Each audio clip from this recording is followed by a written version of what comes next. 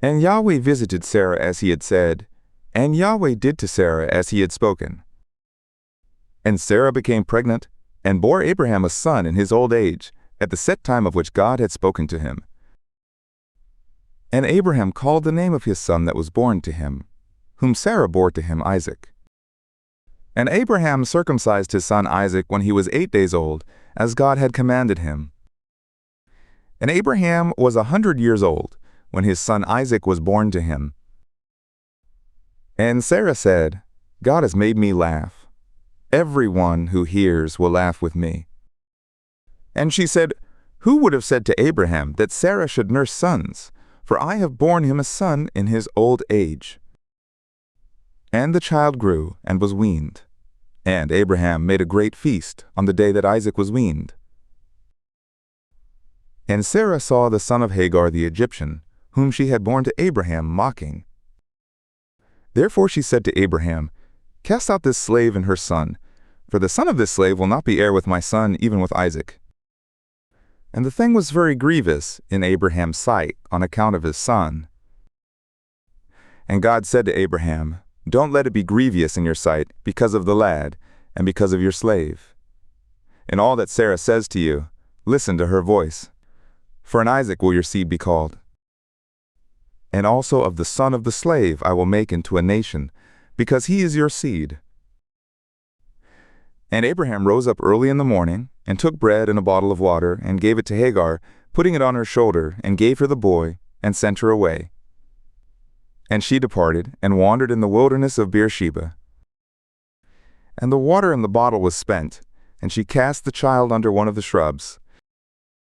And she went, and she sat down across from him a good way off, as it were a bowshot. For she said, Don't let me see the child's death. And she sat opposite him, and lifted up her voice, and wept. And God heard the voice of the lad. And the angel of God called to Hagar out of heaven, and said to her, What ails you, Hagar? Don't be afraid, for God has heard the voice of the lad where he is. Arise, lift up the lad, and hold him in your hand, for I will make him a great nation. And God opened her eyes, and she saw a well of water. And she went, and filled the bottle with water, and gave the lad drink. And God was with the lad, and he grew. And he dwelt in the wilderness, and became, as he grew up, an archer. And he dwelt in the wilderness of Paran. And his mother took him a wife out of the land of Egypt. And it came to pass at that time, that Abimelech and Phicol, the captain of his host, spoke to Abraham, saying, God is with you in all that you do. Now therefore swear to me here by God, that you will not deal falsely with me, nor with my son, nor with my son's son, but according to the kindness that I have done to you, you will do to me, and to the land in which you have sojourned. And Abraham said, I will swear. And Abraham reproved Abimelech because of the well of water, which Abimelech's slaves had violently taken away.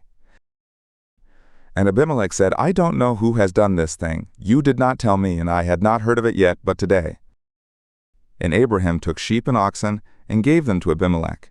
And the two made a covenant. And Abraham set 7 ewe lambs of the flock by themselves. And Abimelech said to Abraham, What do these 7 ewe lambs mean, which you have set by themselves? And he said, These 7 ewe lambs you will take of my hand, that it may be a witness to me, that I have dug this well. Therefore he called that place Beersheba, because there they swore both of them.